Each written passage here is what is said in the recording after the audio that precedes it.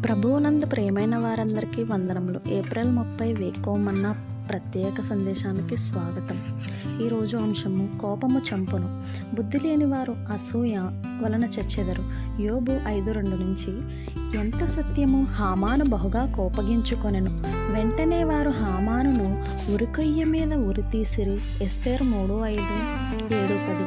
బుద్ధిహీనమైన హామాను వలె నొండకుము. నీ కోపము అను జారుముడి నీ మెడ చుట్టూ గట్టిగా బిగుసుకొనక ముందే శాశ్వతముగా దానిని కోసివేయము. క్రోధము ఖడ్గము యొక్క శిక్షను తెచ్చును. యోబు 19:29.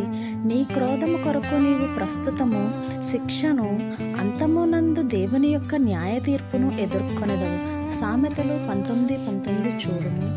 నరుని కోపము దేవుని నీతిని నెరవేర్చదు.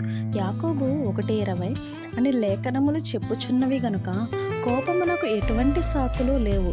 కొందరైతే నేను ఉద్రేకపరచబడితిని, లేక నేను భయంకరమైన ఒత్తిడికి గురైతిని అని సాకులు చెప్పుదురు.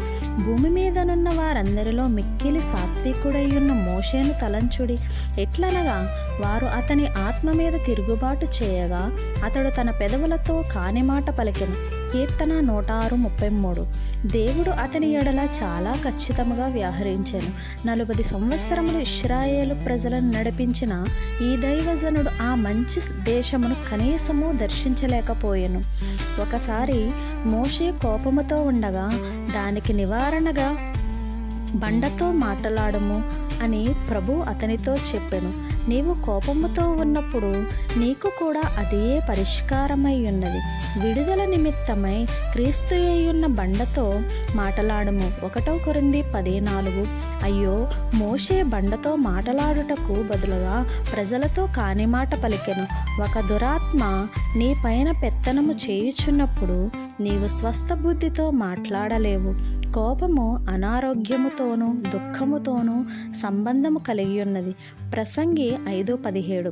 ఇటీవల ఒక వ్యక్తి మీద కోపముతో మండిపడుచున్న ఒక మనుష్యుడు అతనిని పట్టుకొనబోయి దారిలోనే గుండె నొప్పితో మరణించెను. కాబట్టి ప్రియమైన వారులారా, మనల్ని నాశనం చేసే ఈ కోపాన్ని విడిచిపెట్టి క్రీస్తు ఇచ్చే సమాధానాన్ని పొందుకుందాం. దేవుడు ఈ మాటలను దీవించునుగాక.